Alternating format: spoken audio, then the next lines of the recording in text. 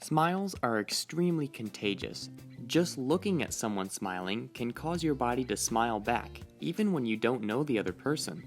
Now, imagine an entire airline based off of its sense of humor. Smiles on its planes, its staff members who joke with passengers, and even the pleasant look on your face after discovering their cheap fares to California. We're talking about none other than Pacific Southwest Airlines, America's first low-cost carrier and largest interstate airline. Pacific Southwest Airlines, better known as PSA, was regarded as California's unofficial flag carrier from their large presence within the state. They first began in 1949 with the aviation experience of Kenny Friedkin. Friedkin had learned a few lessons from his failed previous attempt, Friedkin Airlines, and was ready to try again. He got some advice from a travel agent and set up his new airline's operations at San Diego's Lindbergh Field with the leased Douglas DC-3. He then rented out a Marine Corps latrine to serve as the company's reservation base and processed passengers through the neighboring flying school. Friedkin believed that if prices were cheap enough, people would fly instead of drive or take the train. PSA flew a once-weekly round-trip service from San Diego to Oakland via Burbank. For its passengers, it cost just $15.60 in between San Diego and Oakland, which is equivalent to around $170 today. That might sound really expensive for a low-cost airline, but in 1949, that was a relatively cheap price compared to other airlines. On the flight, passengers were served hot coffee, peanuts, and fresh donuts from local bakeries. Pretty basic for the time period, but better than today's service on budget airlines. The whole operation proved to be successful, and PSA brought on more DC-3s and increased their services to San Francisco. Other large airlines started to notice and decreased their prices to match PSA. At the time, interstate air travel was not controlled by the federal government, and airlines operating interstate routes were generally allowed to charge whatever they felt was right. Interstate travel within California wasn't necessarily laissez-faire, but airlines were allowed to compete with each other in a capitalist way as long as they followed regulations. The move to lower prices by the competition actually somewhat backfired. People who had thought PSA wasn't maintaining their planes properly from their low prices were now convinced that PSA was a credible airline, since large reputable airlines were now charging the same price. But with competition growing, PSA began expanding. They added the Douglas DC-4 to the fleet in 1955 to replace the DC-3s and painted squares around the windows to make passengers think they were flying the newer Douglas DC-6. The DC-4s brought in business travelers and their loyal passenger base. But it wasn't just the new planes that brought people in. Flight attendants actually had a huge role in recruiting loyal frequent flyers.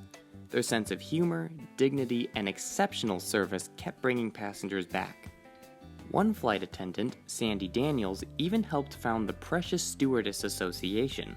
This was a fun program where frequent flyers would bring the crew gifts or give assistance, and in return, they would receive a free drink or certificate for being friendly. In 1959, PSA ordered the Lockheed Electra to replace the DC-4. Passengers loved the new Electras with their redesigned interiors and fast frequent services. The Electra, in fact, would take PSA well into the 1960s, and as PSA ordered more of the type, passenger numbers grew exponentially. Unfortunately, Kenny Friedkin, who was still the owner of PSA, wouldn't get to see his airline grow for very long. Friedkin unexpectedly died of a stroke in 1962, and the leadership of the company was passed to Floyd Andrews, a longtime friend and business associate of Friedkin. With the company now in his hands, Andrews decided to try and take PSA and grow it to become the biggest and most recognizable carrier in California. He first made the company public by selling stock shares. He then moved the reservation office out of the latrine at San Diego and upgraded the base's technology. Andrews also boosted PSA's image by ordering the company's first jetliner, the Boeing 727-100. The first jet arrived in 1965, and travel time between San Diego and San Francisco dropped to just 51 minutes. PSA was one of few interstate airlines to be able to obtain a 727 with a strong passenger base and no interference from the government. A flow of new passenger jets would join the 727s and eventually phase out the Lockheed Electras. New additions to the fleet in the coming years included the Boeing 727-200, the Boeing 737-200, and the McDonnell Douglas DC-9. Around the same time of PSA's fleet modernization, PSA was making some iconic changes to their brand. A new livery was introduced, representing the colors of a sunset sky. Flight attendants introduced a snappy new uniform, and the so-called Californian beauties served the passengers in skinny banana-shaped dresses. But perhaps the most memorable introduction to the PSA brand was the addition of a smile painted on its aircraft. There's a few different stories on the origin of the smile. A widely accepted theory is that the smile was painted on an aircraft for a marketing campaign, as PSA was pushing its new slogan of "World's Friendliest Airline." After the photo shoot was finished, employees at the airline decided not only to keep the smile on the aircraft it was painted on, but add them to the rest of its fleet. More advertising was published with the phrase "Catch Our Smile," showing the smile painted on the airline's new Grinning Bird livery. When the 1970s rolled around, PSA had attracted the attention of a certain man who would later found Southwest Airlines, Herb Kelleher. PSA opened the entire operation to Kelleher, and he was so impressed that he took PSA's manual and stuck Southwest's name on it. PSA also found another exciting aircraft type to introduce on routes between San Francisco, Los Angeles, and San Diego. In 1974, PSA brought on the Lockheed L-1011 TriStar, nicknamed Mother Grinning Bird. PSA, however, would only fly 2 of these planes for just 2 years, canceling their remaining orders and creating tensions with Lockheed. The airline looked at other wide-body jets to bring on as a replacement, but rising fuel costs prevented the airline from doing so. But regardless of the L-1011's short time at the airline, PSA would be the only interstate airline to ever operate a wide-body jet. The issues with the L-1011s and a few failed hotel and radio station acquisition frenzies led by Andrews caused him to be forced out of his position as CEO. Another major drawback for the airline occurred on September 25, 1978, with the crash of PSA Flight 182. The 727 on approach to San Diego collided with a departing Cessna 172, critically damaging the aircraft's right wing and killing everyone on board both aircraft and a few on the ground. But the rest of the 1970s weren't all bad for PSA. The Airline Deregulation Act had passed Congress in 1978, giving PSA the freedom to start expanding into other states and even internationally. Deregulation also brought in fierce competition from many startup airlines. To remain profitable, PSA made changes to its schedule to keep aircraft as busy as possible. This also introduced point-to-point service as a major part of their business model. PSA inaugurated their new schedule with service to popular vacation destinations in Nevada, Arizona, Utah, and Mexico. The first flights left for Las Vegas and Reno in December, departing from San Diego and Oakland respectively. Going into the 1980s, the airline started off the new decade with some more obstacles. The airline had to suffer through 2 strikes from pilots and air traffic controllers. Other airlines like AirCal and United also increased the competition, offering their own low fares to PSA's main hub in Los Angeles. The out-of-state expansion also came with a few changes in service. The airline introduced meals on longer flights, seat assignments, and a frequent flyer program to compete with AirCal. To further boost the airline's image to gain a competitive advantage, PSA became the official airline of Disneyland in California. Shortly afterwards, in 1984, PSA took on the BEA 146 into its fleet, which they nicknamed the Smile Liner. With the new 146s, they introduced service to many domestic cities within California and increased frequencies between their busiest routes. All was going well for the airline until aggressive fare wars hit the industry in 1985. Smaller competitor airlines lost money and went out of business, being replaced by larger airlines. But in 1986, everything changed for PSA. Airlines started merging left and right. Their biggest competitor, AirCal, had just been bought by American Airlines. This might sound good at first, but that actually meant that PSA would now be directly competing with a large legacy carrier, something they would no way be able to handle. An hour after the merger of American and AirCal was announced, US Air, another large airline, called PSA. US Air had been calling PSA since 1978 about a merger, and PSA had always refused, but with the tables turning in the aviation market, PSA finally accepted. In 1987, PSA became a division of US Air and a slow takeover begun.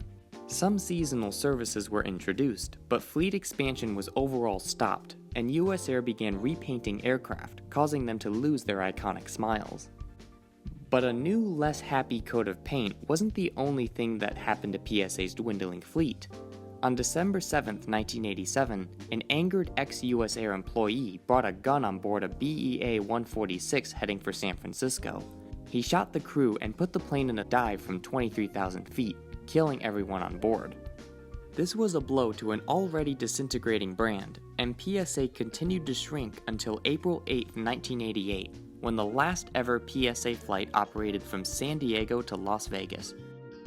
This marked the end of an era, as PSA from this point on no longer existed as an airline. PSA's base at San Diego was cleaned out, and anything that displayed PSA's logo was thrown away.